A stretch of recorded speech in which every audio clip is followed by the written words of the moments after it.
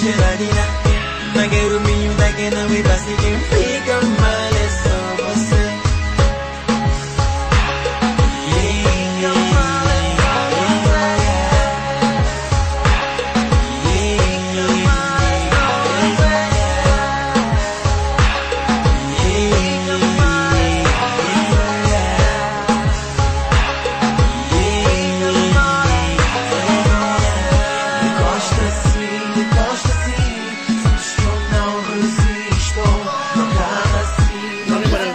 Dans le studio, vous avez des combattants, tu as mis Bangolelo, tu représentes les sous-souterrains, au Dombo, colonel Odombo Oti Paris, au monde également Alongo, docteur Alongo, tout ça, on a un plateau, on a biso awa, tout sur la Mamboka, tout sur toujours Mamboka. Bon, d'abord, combattant, Alongo, boni santé.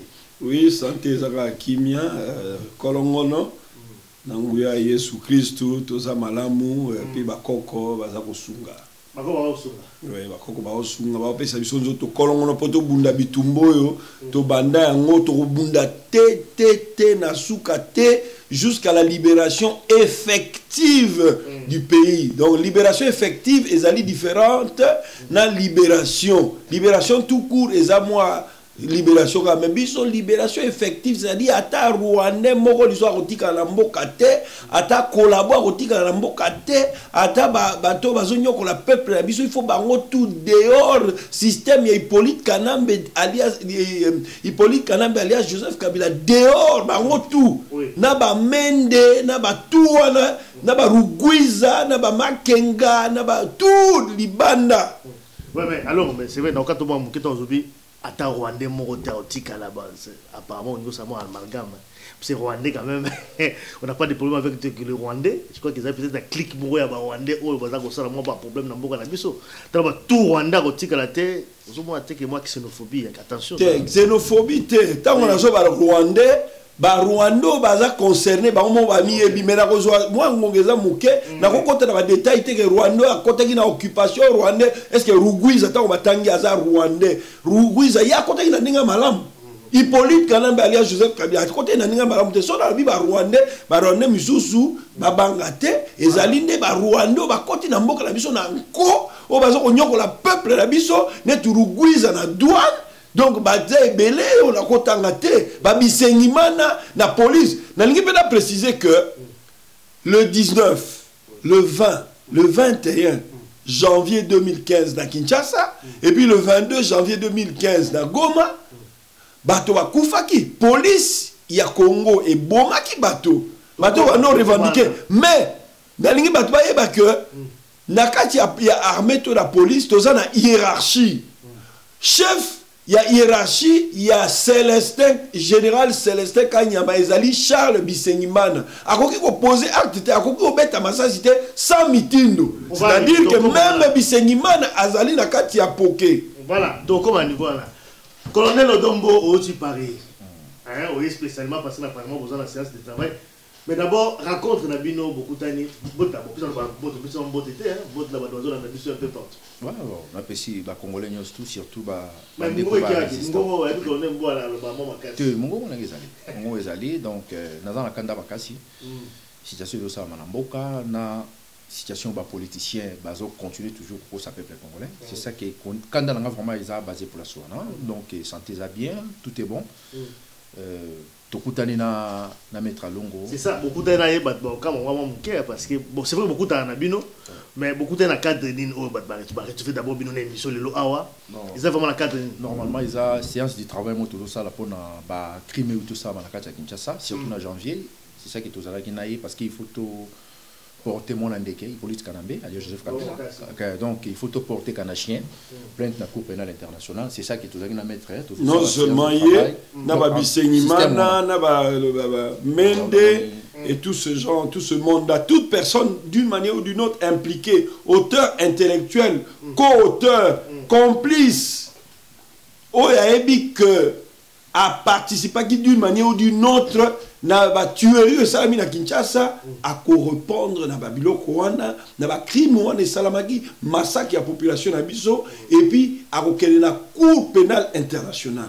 Voilà pourquoi tokutana ina colonel Odombo pour discuter de ça, les séances de travail, dans les biso, pour tout kabongo magnola, pe ko vandi ça très très très bien. C'est vrai, mais madame va reporter plainte. Les ailleurs allons reporter plainte ou alors combattant. Là, nous avons déposé plainte dans ces pays. Mais ils ont plainte, il y a résistance. Parce que biso zali, gendarme du peuple. Biso toujours défendre le peuple congolais. Toujours défendre le peuple congolais sans compte mort aux ala. Parce que ce biso salité muto ça na place na société. Et c'est ça qui est tout le monde bilo nous tout ça na kati mboka wana ndenge babomi bato ainsi et suite. C'est trop. C'est pour cela qu'il faut tout même masiko police kanachien alias Joseph Kabila na système na ye na groupuscule wana. Oyo bato bazo saba massacre wana ba onyo souci. Il faut ce que tout que na bona cour pénale internationale pour na ko luka ndenge ni to ko kanga nyangala kata wana parce que il faut qu'on précipiter système wana. Que oui, à côté du pouvoir ouais, d'accord, ça va est-ce qu'il y a un mandat et le colo la yewana ça ça bison roboma sans mandat. Déjà ba congolais ce qu'il faut comprendre pourquoi Mnyangala kata wana la police canadienne Joseph Kabila tout cela na plus vite que possible parce que aza danger moko na kata mboka wana ko quand même bombe atomique. C'est vrai, mais allons en tant que juriste, on a évité en tant que combattant, résistant, et c'est pour la qualité à porter plainte na président Joseph Kabila. Est-ce que vous allez vraiment rectifier le président. Voilà, président. Usurpateur président. Imposteur étranger occupant. Donc, il a dit président, il y a occupant, il y a collabo. Mais il y a président, il y a peuple congolais. La preuve, au Monagui, le 19, le 20, le 21, peuple il va confondre le peuple à Kitaki le 19, le 20, le 21 janvier, dans le 22 à Goma, à Kinshasa le 19, le 20, le 21 à Kinshasa et puis le 22 janvier 2015 à Goma. Kitaki pour article alinéa 3 et article 8. Non! Alinéa 3, article 8, il y a loi électorale, ils ont contesté. Et ils ont dit élément déclencheur. Il y a soulèvement populaire. Et pour le soulèvement populaire, on a étouffé dans l'œuf. Cela veut dire que ceux qui va mettre un peuple, va exprimer opinion sans difficulté, sans même intimidation, va parler du peuple, va parler de la nation, va la voix d'Isaïe, va parler de la nation, va partout, même na Kingakati, va mais malheureusement, comme Bamessani na Makila, Babomi peuple na biso, ils ont massacre et c'est un génocide. Nani a défini, nani a fait une pression que génocide, ils ont se définir dans l'article 6, il y a statut à Rome. Ils ont le baboué. Article 6, ils ont le que parmi l'article 6A, parmi l'acte de génocide, ils ont le meurtre des membres d'un groupe. Article 6B, ils ont le atteinte à l'intégrité physique ou mentale de membres d'un groupe. Et c'est ce qui s'est passé dans notre pays. Bomi bato ba porter atteinte à l'intégrité physique, peu morale, maman mentale, maman ba koufi. Mais ils ont intégrité mentale, ils ont touché, ils ont affecté. Et puis meurtre des membres d'un groupe.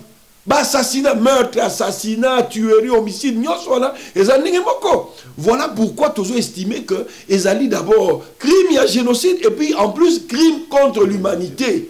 On ne peut pas tirer sur des gens qui ne sont pas armés.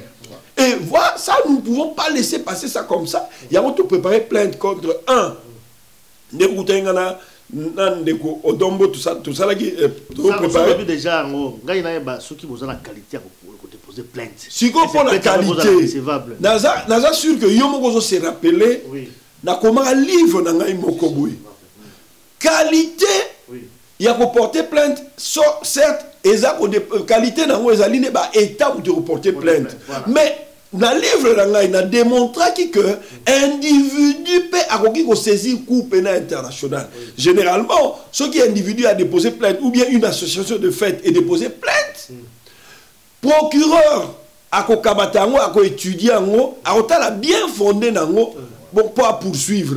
Mais dans le cas d'espèce, dans le livre, on a insisté que l'individu, la personne physique peut saisir le coup pénal international. On a démontré que une personne physique, il faut saisir naïe et la directe. Tout passer par état, état beaucoup voyou le quoi aux akuna. Régime beaucoup il y a nous sanguinaire roi des hommes mabatu. Est-ce que yango ko porter plainte na bio yango mo sali. D'ailleurs, yango na comment il livre na pour la nengona parce que na niveau il y a cour de justice, il y a Union européenne, il y a Luxembourg. Na niveau il y a cour européenne à droits de l'homme. Ba faire ezali que on se rappelait affaire Tabita. Au Belgique a refoulé à moi la mort il y a 5 ans à Oua. Mais maman a saisi la Cour européenne des droits de l'homme à Strasbourg. A gagné qu'à Belgique. Et puis à part ça, l'affaire Plouman. Les alliés allemands a saisi ça qui Cour de justice et Union européenne au Luxembourg par question préjudicielle. Donc c'est-à-dire que ceux qui, dans le niveau d'Europe, et le cours de l'Union européenne, les abambos qui belé, individus vont saisir. Mais pourquoi pas, au niveau de la Cour pénale internationale, un individu a saisi. Voilà pourquoi dans le livre, nous avons insisté. D'ailleurs, dans la large diffusion, dans le Baki, pour une personne physique. Donc, ils sont toujours estimés que le fait que l'État d'habitude est déjà démissionnaire, l'État d'habitude est irresponsable, l'État d'habitude est criminel et voyou. Biso toza la qualité, biso peuple, biso le quoi tozali ba sentinelle, il y a peuple, tozali na devoir patriotique. Il y a qu'à porter plainte, et d'ailleurs, surtout déposer plainte. Même dans l'état actuel des choses, c'est porter, quand il y a plus dans l'oreille, il y a procureur, il y a Cour pénale internationale, Madame Fatou Bensouda. Et hier, vu au regard, il y a un crime en tout cas, toute personne est prise d'un peu d'esprit de justice. À poursuivre. Ils sont convaincus qu'à poursuivre. Merci en tout cas, Longo, parce que ceux qui ont donc, mais peut-être pour déposer un cas, je crois que c'est un de travail. Mais est-ce que vous avez déjà prêt? On déposé en gros le 28, samedi. Il y a un autre 5 un peu Mandekobaya et Belé. Na Hollande, na Cour pénale internationale, samedi. Toro la marche et Rosala, Mandekobaya, combattants et résistants, il y a Hollande, organiser marche. Toro Longwana Bango, na partie Yanine, il y a Gare, il y a Denati, na Cour pénale internationale, Toro déposé plainte, toi na mémo. Toro Senga Mandekobaya et Belé, puis Toro Senga signature, il y a Batunios. Pour la Nini. Plainte-toi les a dirigé contre Hippolyte Kanambe alias Joseph Kabila. Ils ont dirigé contre Bissengimana, Charles Bissengimana, Moukonzi numéro 1 à la police. Ils ont dirigé contre Célestin Kanyama, où ils ont commandé la ville à Kinshasa à la police. Ils ont dirigé contre colonel Nawej Elvis, Peba Missous et consort. Ils ont dirigé en plus contre Nani Missous. Ils ont dirigé contre Mende, Lambert Mende, Kinke Moulumba. Bazali ebele moyen tanga nyonso ezate po ngongeza muke mais bango nyonso wana ba ko répondre na ba fait na bango et puis bobo sanate que même les complices ou bateau bazo ça la propagande ya ba génocidaire ou bateau bazo net radio 1000 collines neke zalaki na Rwanda. Et même, je te dis, je t'apprendrai que dans le niveau, il y a la Serbie, généralement, même bateau, bomba qui est, c'est-à-dire des complices, poursuivre, liste exhaustive, continuer à combo. Voilà, merci en tout cas pour la plainte. Non, c'est bon, c'est bon. Voilà, donc, vous allez toujours, vous allez pousser la 4e émission d'Abisso, le 28, au Néo à niveau donc il y a Hollande. Alors tout le bagage moi élection en Bokana Bisso, boye bi quand même un calendrier global opposition 5 communauté internationale. Maluma a publié un calendrier, bien que l'opposition va comme quand même la doute, voilà, il fallait consensus belé pour la élection. C'est comme si dans le niveau gouvernement tout rôle baké, bah comme gouvernement pour la élection pour la 2016, élection présidentielle, élection législative. Quand même là tout dans opposition dans par rapport à l'élection, est-ce que dans le niveau il y a combat? Vous allez pour élection ou alors vous allez toujours pour soulèvement, parce que soulèvement pour moi soulèvement tout à l'heure, ou alors dialogue, parce que vous pouvez d'abord dialogue et salement avant tout que dans l'élection. Pour ce que nous combattre ça. Bon, je pense que merci quand même la parole. Oui. Élection, dialogue, ou quoi, on a évité. Parce que malade à Congo, ils ont élection, ils ont dialogue. Malade à Congo, peuple congolais a eu déjà conscience. Obstacle et comme si le bateau va jouer au rôle de l'opposition. bango siko bazo mettre le peuple congolais en difficulté. C'est-à-dire Donc bango baza na ba contrepartie na bango na gouvernement occupation. Il faut ça clair hein. alors l'opposition opposition soi-disant parce que opposition na occupation eza momoko po na nazo ko vraiment ko décortiquer en côté. Est-ce que le peuple congolais a besoin de élection na système oyo est en place? Parce que biso na kata résistance toujours combattre imposteur kanachien yé mon côté. Toujours combattre le système mobimba. Est-ce que malou le peuple congolais bossandi na 2006? Est-ce que malou a ko satisfaire le peuple congolais na besoin ya ba congolais? Est-ce que élection na Congo ils ont déjà différé? Parce que ceux qui m'babimisi même nani mono nani Olive dernière dame. Même Batiata Olive wana n'importe quelle personne a causé là kaya soit disant un peuple va gagner. Même Bazueta manani mono nani Zoé parce que Zoé comme on est à Selemani alias Zoé vrai comme on est à Selemani na Dar Salam tanga banda ko pousse kuna azaki na kombo ya Selemani mais na Congo balati c'est combat Zoé combat lokuta même Bazu mwana wana muyibi wana Zoé wana a gagner. Est-ce que peuple congolais a besoin d'élection? Tout ça yango na 2006 boyibi ba résultat to bien en 2011 boyibi ba résultat et en plus il y a que des innocents bango batozo payer prix. Le petit peuple batozo kufa. Peuple congolais aza prêt ya ko benga na système wana ezana kati mboka wana. Mais bato bazo collaborer na système ba comme isko chakal. Et c'est ça qui yango no moni tout d'abord dialogue na Congo. Est-ce que ba congolais o bazo landa biso siko na minitio boyo kangai très bien. Depuis occupation côté na Congo au moins 6 à 7 fois baké déjà dialogue. Premier dialogue ezaki na Lusaka na 99 wana Laurent Désiré Kabila zaki vivant na Zambie. Et Simba était à Addis Abeba je pense 2 ou 3 fois baké déjà Addis Abeba. San City o bakendaki kuna lelo branchage ya Rwandais oyo moni vandeli na Congo et utake partir San City. Bisengimana tangu Laurent Désiré Kabila lobaki ke Rwandais bazonga. Bisengimana zaki na Kinshasa mutondo qui paye tout un quoi se retrouver na Brazzaville à Kimi. Akio comme na RCD Goma officier. Mutuloko la Moïse Nyarugabo. Mutuloko la Bizimakara zaki ministre affaires étrangères. Yambo Kanabiso a détourné 15 millions de dollars à Kimi Akio se retrouver na RCD Goma. Ba iko ça la guerre. Na éviter les loyo na kati ya Congo, so babi ba Rwandais ba longa na Congo ngai na to kimate je pense. Ba na guerre, tant ba komi na guerre, ba ki ko signer ba accord global inclusif na San City. O esali ke branchage ya Rwandais ba ya siko kovanda na Kinshasa. Majorité ya batu o ba signer ki ba accord wana. Ya ba Congolais ba signer ki ba accord wana. Na bango tous les moko taza na position de force. To banda 1. Tshisekedi Azala qui est pas signé ki ba accord. Jean-Pierre Bemba signé ki ba accord. Diomi Ndonga la signé ki ba accord. Roger Lumba la signé ki ba accord.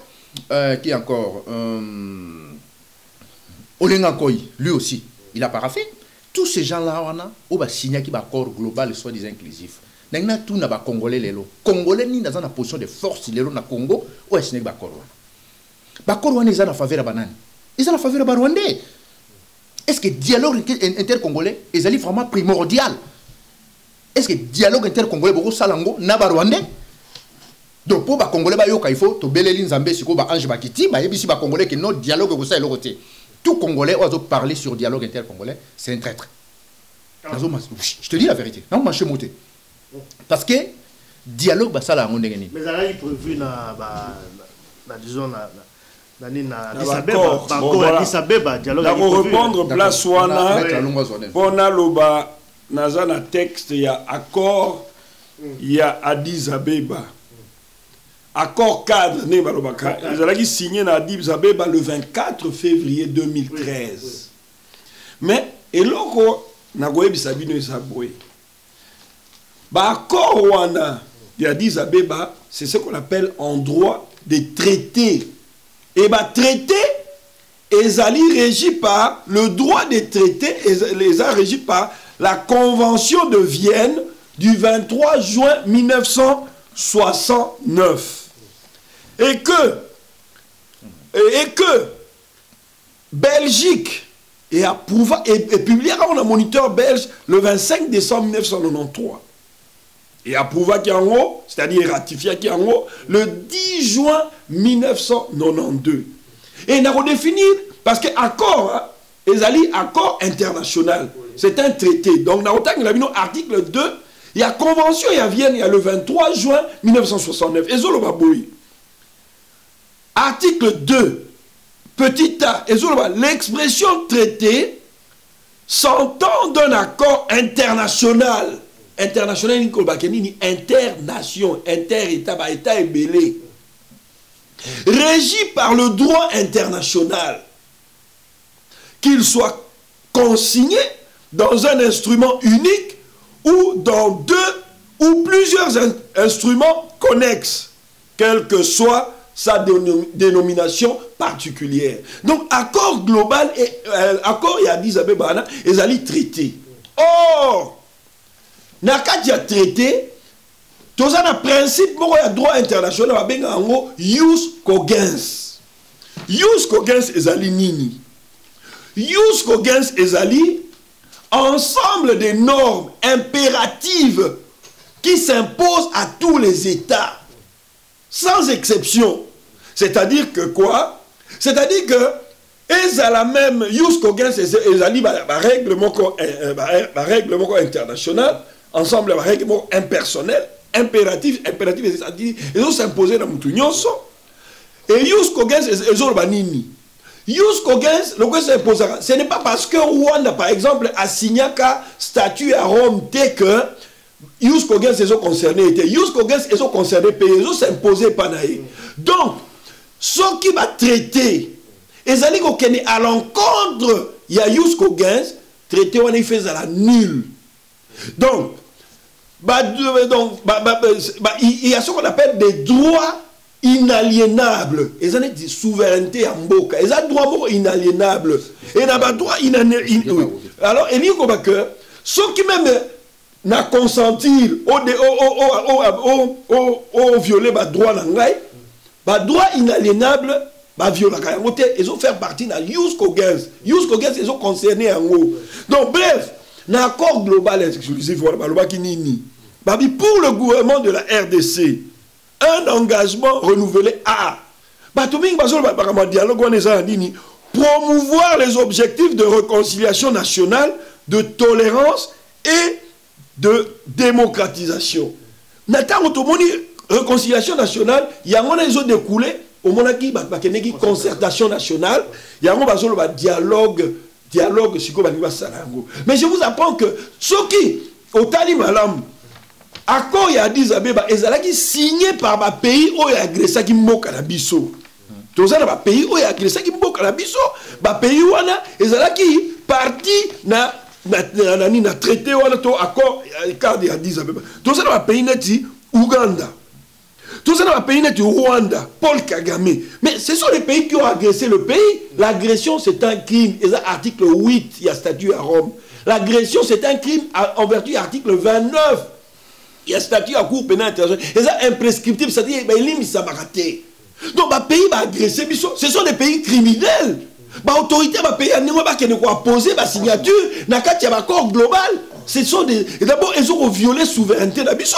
Parce que dans Congo, je vais te dire qu'il y a une réforme structurelle des institutions de l'État. Même réforme du secteur de la sécurité. En particulier en ce qui concerne l'armée et la police. C'est-à-dire que Bazo Senga Bisso, d'accord, Rwanda, Tokeneko, Ndimakosa, la réforme y a armée. Mais dit, pays souverain, il doit Senga Banga, ça réforme y a armée, la police, ça n'a pas de sens. Et curieusement, Bazo Lwakenini, d'accord, Rwanda, sur base y accord Rwanda, Bakeneko, soit résolution 2098.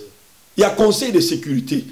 Mais je n'ai pas le temps, il y a autant de soit alors, si vous résolution, on est qui non, dialogue, résolution, dialogue. Mais dit, je vais vous dire une chose. Dès que vous contredire, il y a hiérarchie des normes en droit international. Traité, la Constitution, certes. Article 64 des autres, peuple, il faut voter les mabos bundisa. Mais même ceux qui traitent ça l'icolo, ceux qui traitent ça contraire à Ius Cogens, traitent ça nul. Alors, c'est qu'on a dit dans le papier que quand vos résolutions, basées sur la Conseil de sécurité, sa décision, mais chaque des Nations Unies, les actes fondateurs, il y a ONU. Donc la résolution à ONU ezali na se ya charte ya Nations Unies. Et ça acte constitutif ou botaki ONU. Donc ba principe ya Nations Unies ezali que la non-ingérence des problèmes relevant du droit interne. Ezali article 2 paragraphe 7. Tout ça peut kolobake non, donc, et tout ça, par exemple, dans la résolution, Moussou, ils allaient 15-14 des Nations Unies. Où ils ont le 14 décembre, si j'ai encore bonne mémoire, 1960, ils ont le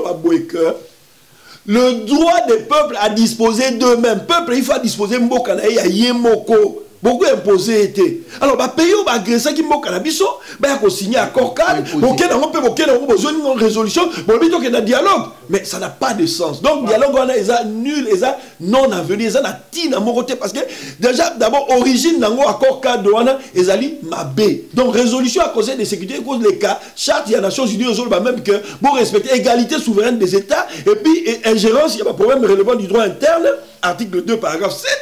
Mais dit comment expliquer ça? Voilà, ça on l'a compris. Madouayo qui est bien à longo, les juristes à longo, donc pas de dialogue. Donc, alors, position à combattre, c'est quoi? C'est soulèvement populaire tout simplement. Il faut simplement aller par soulèvement populaire. Pas d'élection, pas de dialogue, soulèvement populaire. Bon, d'accord, ça va. Je pense que, dans mon maître à Mekiko décortiquer, moi, un système, moi, je m'en ai. Donc, le problème de la bicho, tous on a un problème avec dialogue, tous on a un problème avec l'élection. Parce que l'élection au Congo, na situation tous on a Congo et surtout na système où on a aucune élection ils a qu'on livrer bah innocent bah qu'on fait pour rien. Qu'est-ce qu'il faut? Tous on va stratégie belé tout ça là. Je pense que problème il y a occupation où ils ont un terrain bah s'attendait que Congolais au comme à niveau là.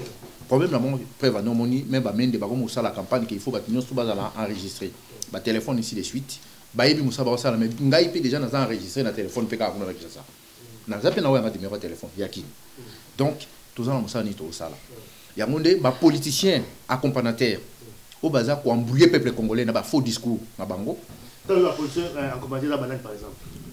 Mais entre Tshisekedi dans la Kati, lui aussi c'est un accompagnateur. C'est vrai, c'est la vérité. Parce que le problème est un instant. Parce que au moins batu mingi au moins makamba Congo ba kufi trop. Vous comprendre batu kufi trop ba ventiler l'équipe trop il faut ba congolais ko ba comme lo baboyi. Malade à Congo hein. So moni mutabi mini bo so batu abi on tonito ke dialogue. As accompagnateur. Ce moment où tu as dit élection, c'est accompagnateur. Parce que l'élection, c'est un peu. Est-ce que quand on va dans la Congo, on a un mandat? Tout d'abord, Moïse Nyarugabo. Aouti Mikolo Koye Pisanga comme mon voisin, non, yo benga ngozo finga pourquoi? Yo benga qui? Nazara ba numéro ngano nyosto. Nazara ba numéro ngano. Nazara ba téléphone na bango parce que problème est zawana ibisinga bina Congo bozana ba politicien, te bozana ba commerçant politicien. C'est la vérité. Bref, au moins 300 morts na Beni. Au moins qui député Nini a démissionné. Parce qu'un vrai nationaliste, député, tant que ils ont représenté le peuple. Tant que osa la voix des sans voix, n'a qu'à système on a va voter roi. Et là nous ça. Moi je démissionne parce que le peuple a une insécurité, bazo boma peuple, ngana tiki. Au moins on va tika. Tout d'abord un mutazo le bageno na sala qui campagne na pour comme député pour na teka qui parcelle nanga. Est-ce que non ko secrétaire ça série à limia. Est-ce que mutuwa na sa député? Hein? Qui na teka qui le pango nangai? To famille teka ki ndamba mabele ba pesinga mbongo na sali campagne ndena omoni tango biso tozo Congo député a un salaire moko le plus bas omona bango tout ba okima omoni ba za 500 wana soka tobika ke non même maître école a 500 exemple $500 député a $60 ba député ba aussi totika na 4 députés na kata parlement mboke bongi tous ces gens là dit ba to ko ça la sieste na kata parlement pe bongi député mutalika bike non ateka ki lopango pona sa campagne ngana koma de ba noma ki bango epa ya Hippolyte Kanambe vrai parlement il va na kingakati ya ngondo moni problème na biso ezaboy bato baza ko embrouiller peuple congolais ou baza ko lier na makila ya peuple bato ba na salaire na moni Tshisekedi dalbi ke no ba ke dialogue mais Tshisekedi tout d'abord ba futa kaye avion o yaya ki na nguna malade na luela ki yango séjourner na aéroport na pesa kango ya Kanambe do vienne nga za aza ko accompagner système calmement. Bon, bien siko non. Bako ya. Bien siko ya zolinga ke dialogue. Et bongo imperium o ya singa ba congolais ba cotiser. Et ça siko wapi? Hein? Tout d'abord déjà tant wa bisino bola la ponga ba bébé, prenez-vous en charge. Mais via ko bete sous masola Congo, semble qu'il faut appeler. Parce que imperium on a tant wa bisino ba cotiser imperium, ba congolais ba cotiser.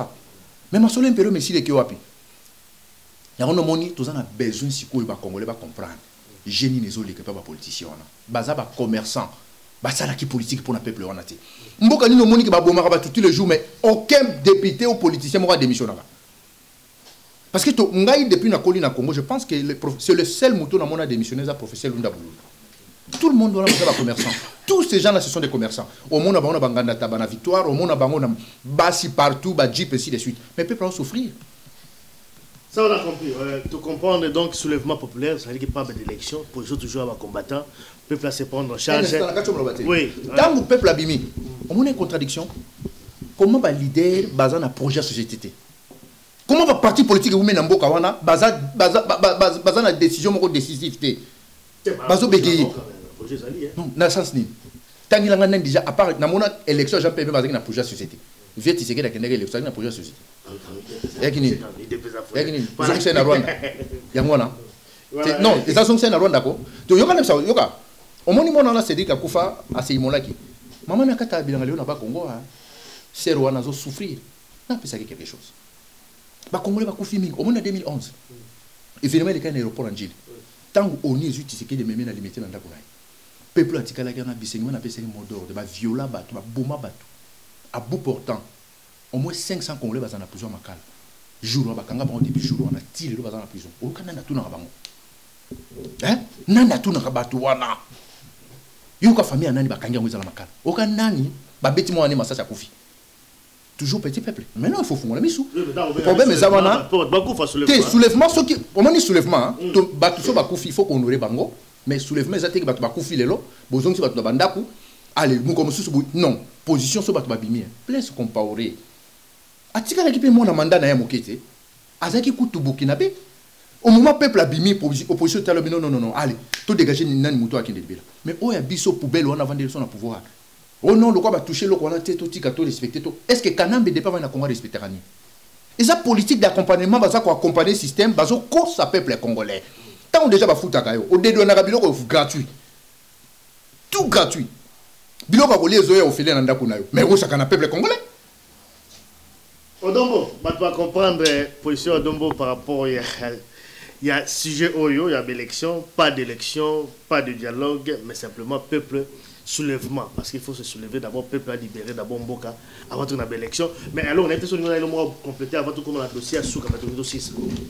Bien, ngai pour ngai naza toujours droit dans mes bottes. Nazo répéter en gros pour le peuple congolais balandangai malam. Tu aurais proposé un candidat à président de la République. Effectivement, mais candidature nangai ezali conditionné na déracinement il y a système Hippolyte Kanambe alias Joseph Kabila, imposteur, usurpateur, na ba acolyte na ignoso, c'est-à-dire système na ignoso. Parce que ndeko nangai, ce qu'aucune élection na bateau lelo, ne balobi calendrier électoral Malumalu a publié. Ngala benga kutu abe Malumalu parce que azo mérité kutu té. Mais Malumalu a publié calendrier moko fantaisiste, calendrier moko piégé. Ce qu'on a élection d'abord en 2015 a déjà élection locale et alors il y a nous police et bon qui peuple armée bon qui peuple Hippolyte Kanambe alias Joseph Kabila dans régime a colinga vraiment pour la élection locale vous rêvé donc n'a pas au côté de l'élection on a déjà perdu d'avance et Hippolyte Kanambe ninga zana le ataya babi azali loko azali sous candidaté mais atie mutulae tozala na diputi na salaki na mususu Medvedev donc tout ça là quand même sérieux dit tout ça sérieux na la ko kamatate vraiment moi j'ai un projet populaire pour Mboka na projet moko ya kitoko na lingi que peuple congolais a pour na mutu lobby non parce que aza populaire non parce que aza na richesse aza na mbongo mingi non parce que aza na notoriété non. Il faut système, il y a débat et zala. C'est-à-dire que candidat, il faut aller devant le peuple, il à convaincre le peuple d'un projet, populaire, au peuple à se retrouver dans le projet. Voilà le candidat qu'il faut. Et moi, j'ai un projet populaire, un projet où ils ont tenu compte n'a pas si à peuple. On doit débattre sur souci à peuple. Nous voulons que peuple, maman a été comme Makala. Parce que dans ce cas, ma tête a posé sur le bon, notre sali croissance. Mais dit PIB. 98% il y a PIB, ils ont foutu à Banyongo.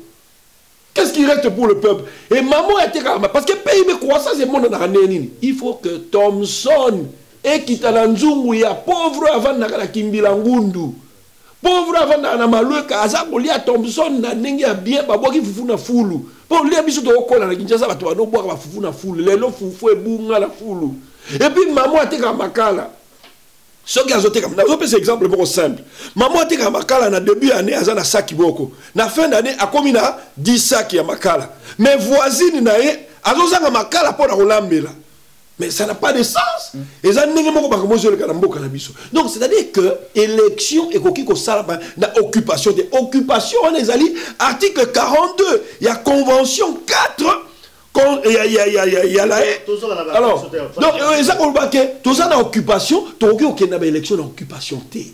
Parce que si tu as aucune occupation, c'est perdu d'avance. Pour le peuple assis à s'exprimer qui, élément déclencheur, qui alinéa 3 et article 8. Mais, vraie raison, il y a peuple qui t'a qui n'a pas calculé tout le temps qui est allé. Départ, il y a système, il y a une politique, et c'est ce que nous réclamons aujourd'hui avant donc qu'il y ait une élection. Non. Peuple à l'oba qui boit que dégage. Là, si autant il va calculer bien, tu as limia. Si autant il va calculer bien, et bat pelé va zolo. Pourquoi pas attaquer Internet? Parce que balingi mon néo-caté, mais biso ba combattant résistant version na biso que Hippolyte Kanambe alias Joseph Kabila na occupation na dégage ba kende na ba système na nyoso le reste voilà élection exacte parce que ba kende élection na mo payaté on perdre l'élection voilà donc comment on peut c'est quelque chose non problème est ça on a discours ezala que deux peuple azala qui contrôlé parce que ba leader bazala qui éparpillé. Parce que le peuple a mis là des discours. Bah monsieur Soubalobé a touché, bah monsieur Soubalobé départ. Déjà moi confusion c'est qui place wana. Donc problème est ça on a discours ils a comme moko. Ndé on dit ah Kabila dégage to banaka en France. Mais je en plein partout parce qu'ils a qui locaux moko. Donc c'est ça ils on a voilà pour la aussi ça je crois que c'est quand même dossier parce que quand même vous allez dossier moi actualité en Bourg Nabiso track il y a ba FDLR. Je dis que na est ancien soldat et armée rwandaise na ba miliciens na bango ben terrain moi bazwa qui réfugie na mboka na biso to moi na niveau ya Kinshasa également ba bani déjà track ba militaire ba communauté ko attaquer ba côté à est na mboka na biso ba côté Uvira déjà toujours là ba suite à l'opération des Angoleka ga question dans par rapport à FDLR voilà parce que tu dis que conflit moi commis entre MONUSCO na gouvernement bazo yo kanaté parce qu'il fallait ba mener ensemble mais gouvernement pour qu'il y ait injonction to ya MONUSCO par rapport à l'attaque FDLR, voilà. Est-ce que FDLR est vraiment constituer une menace pour le Congo? Je vais répondre au boy. D'abord, on a MONUSCO, FDLR, la situation sécuritaire à Mboka. D'abord, on a l'ina que Bandeko Balandi que résolution 1925 où est créé qui MONUSCO. Parce que les bosso tous dans MONUC. Le 1er juillet 2010, MONUSCO est bandit. MONUC est changé. Et que parmi mandat, il y a MONUSCO, il y a la protection des civils. C'est-à-dire, MONUSCO, en principe, mandat, on a pensé qu'il fallait intervenir. Quand on dit déjà, c'est que pour perdre une partie de la souveraineté, alors il fallait intervenir contre la population civile. Mais ça là qui a monté. Et que tant on va retirer article alinéa 3 et article 8. Nous avons gagné, politique congolais, oh non, Nini, Sili, et l'autre, non, et l'autre, non, parce que moi je disais très bien, j'ai dit que nous avons gagné une bataille. Ce n'est pas une guerre.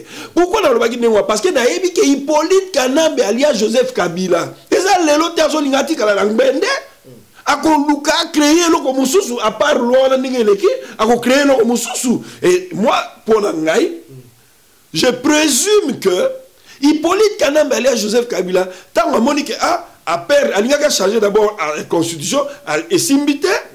Pour avoir troisième mandat, aligné par Meganani, glissement, mandat Simbité.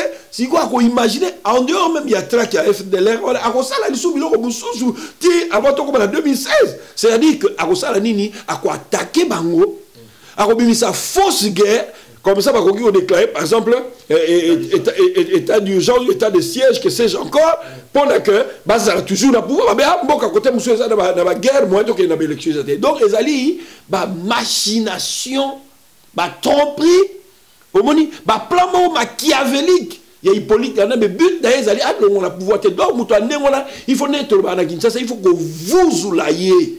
Il faut que vous oulaillez dans le système,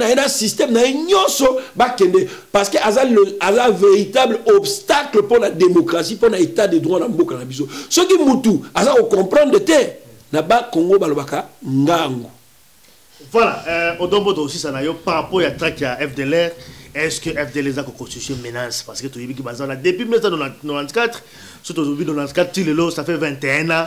L'armée, on a surtout 21 ans, soit il y a 20 ans, comme déjà 40, soit il y a 30 ans, déjà 50 ans. Est-ce que Bazak représente un danger pour l'emboka? Est-ce que Bazak a tout d'abord, FDLR est à la raison. FDLR est à la raté parce que rébellion, agression, Bavanda toujours dans le secteur FDLR. Donc avant, il y en a des 96, dont 96, Tilelo, Bazalarawan. Cela veut dire, bateau Baoutaki na Rwanda, Bakimaki, tant de 2 ou 3 chargeurs, na Kalachnikov au côté au Congo. Vous savez que nous avons la résistance, na déchargé à côté au Congo pendant 20 ans. FDLR les a raté. Le problème est que Museveni Mikolo a contrôlé déjà Montana Rwenzori. Bazo Lingaba sécurisé place Rwanda. Pour banda kotsa sikoyo ba touriste na bango banda visiter kango bongo kota na koncha Uganda. Ya on moni ba bomi ba tumingi na ba machete na ba village nyonso wana ezali alentour ya Morwenzori. Problème eza wana bazo linga siko ba créer guerre mo à partir Uganda parce que bazo solliciter déjà ba congolais moko boye mingi pe bazana diaspora à partir Uganda ba créer encore rébellion mususu parce que M23 échoué. Selon mission na bango. Ya on moni FDLR a existé kate parce que au Rwanda banda bakoti na mboka na biso tout le temps bavanda dans le secteur Rwanda donc FDLR Rwanda côté ni FDLR a 2 ou 3 personnes ba comme da bakoko ba ça la force nini pour ça la retour même James Kabari yé moko ça la conférence de presse moko ba lobelango ke non bazo banga danger moko te ko uta na Congo pour FDLR ya ko attaquer bango bi a déloger bon pouvoir de eza ba magui oyo et imposteur usurpateur ex caporal de l'armée rwandais ex vendeur à poste cela Dar es Salaam azo continuer ko ça là. Donc, comme chef Naï Kagame, a zopé ça va ordre dans le Congo, ça peut exécuter en c'est ça le problème. Et tant qu'on a même service à renseignement, il y a des Kalev ou Anamotolo. Kanamba Solana, on a un texto. Numéro 1, ANR, numéro 2, attendez la bombe texto, le quoi balaniqué. Mais franchement, comment Congolais, Valérie à Congo, Kozalati Bakoki, s'est rabaissé, et pas il y a caporal Mokobo Yarmé Rwandais, ex-vendeur à poisson salade Dar es Salaam, Sakana Batouana, soit-disant Batanga. Franchement, je suis vraiment désolé. Tant na Congo, bas intellectuel, bazalaka. Likolo ya mbongo, bozo teka valeur ya mabele, bozo teka valeur na bino. Kanamba solomona ba texto, le quoi bana moko boye. Amona bono ko bamboa. Vrai rapport les autres personnes. Réunion à Bango, tout ça, tout le monde a quand même. Réunion des ministres, tout ça. Bon, tout le monde a également. À niveau aussi à sécurité, quand même, réunion à sécurité, quand même, avec ma chef. Est-ce que quand même, vous en avez besoin? Voilà. On fait ça rapport et pas à Bissimaka. On peut tirer d'abord, peut-être, 30 secondes, l'autre peut-être, on va souka. Pas tout ça, on va déborder pour m'attendre. Alors, 30 secondes. Et là, quand il y a souka, le peuple congolais, tout qui a éveillé. Bola qui ça qui était, boza mibali longonya na peuple congolais. Tokene na bango tena souka jusqu'à la libération totale et effective de notre pays. Soulèvement populaire est l'unique solution où il faut libérer mboka na biso. Dialogue est poudre aux yeux bande kolangai. Basala dialogue na monguna te na mopaya te. Na moto aza préparé na ba projet machiavélique soki 1000 bande konanga Hippolyte Kanambe aza moto akosa dialogue na été Hippolyte Kanambe akolongwa na mandoki akolongwa na soulèvement populaire akolongwa na makasi boye baka que un dictateur alongwa na bo PTT alongwa na dialogue te d'abord dialogue il va sala na ye na fin ya mandat na ye est-ce que ça normal? Parce que tout le monde qui a début, il y a un mandat, il fallait dialoguer ça dans ma période. Mais si on a pratiquement la fin à mandat, il y a un dialogue. Ça appelle dialogue dans moto, ça on a la position de force. Bateau, il y a un dialogue. Est-ce que ça a la position de force? Bon, tout le monde qui Laurent Désiré Kabila a un dialogue dans Mobutu, il y a une position de force. Mobutu azaki na pouvoir. Mais si ce n'est pas le cas. Oui, nous avons clôturé que dialogue ezalité, seul soulèvement populaire et kokiko sauver mboka na biso bande kolangai ingeta. Bon, ngai problème ngai ezali surtout ko yebisa bande ko tous en Occident. Tous a vraiment na cohérence té, tous a constanté. Ba combattant bazo flotter lokola ndobo na mai. Bazo yamba tout le monde. Au moins mutaleki na vidéo, qui nazo soutenir un tel non. To moni na 2011, tu sais que la team ça se touche. Beaucoup soutenir mutu samboye ba idéologie na. Tout d'abord il faut tous aller au président. Bande kona bazo ya baza ba congolais. Kokuta na bango ko sonana bango y a pas de problème. Mais ko ça la vidéo maman bo soutenir un tel. To moni na docteur Mukwege. Ba ki opese pris na ba Louis Michel, na moni ba congolais belé ba likio aza candidat à l'élection. Est-ce que problème nini to za nango biso ba congolais? Est-ce que toujours y a ba problème à Congo? Oh, biso tozo komi bato mikolo bato intel. Tozaka bato intel, tozo bato Congo. C'est ça qui a mon cacophonie zo kota na combat. Est-ce qu'il valait la résistance boye bien? Bande ko wana o bazoya ka diaspora. Surtout bande ko bina ndombolo ambe ba ya ko luka bisota. Tous les politiciens bazoya. Soki ndombolo banda bina na Europe wa na Amérique, na Canada, na Afrique du Sud, balingaki ba ya ko luka mutu te po bozo di bina na bino. Mais au moment déjà tozui conscience. Bato wana baza ba congolais. Boko soutenir mutu samboye ba idéologie ya mutu. Vous soutenir mutu na mboka oyo mabele ça occupé ceux qui bazar a besoin de luka solution au Congo pas être au kuta na wiklo mais comment biso au monaka mutu so avant de bando kutia na ba na Facebook oh intel bo soutenir pour na ba élection est-ce que élection zo kenango oyebi danger ni les aliboso na yo ya mono moni résistant patriote o zo bunda pena pour l'intérêt ya souveraineté ya mabela ba koko na biso il faut à la prudence. Est-ce que 2011 ils ont levé la bine le côté tout le monde va si va toucher zongisa na Rwanda zo tinzo kande Rwanda va vandine kana surtout tribalisme et le mwanenu soko kika kwa zamu tabandu ndo kimimbangu sa on tala même ba périmètre à sécurité ya zamu lubo kimimbangu wa zamu tetelo kimimbangu boza ya koloka to nini hein sope boza ya koloka boza ba délibolo ko pe défense congolais pourquoi boza boui boza na kata résistance mais boza ko bégayer partout bozo luka partout problème ya Congo ezali mupaya wana kende na système to luka solution mosusu o nga za mutentel nga za mutentel te nga ni na za so mutentel na solana no solana mais na za mutentel te nazali penza pour l'intérêt ya Congo. Merci beaucoup.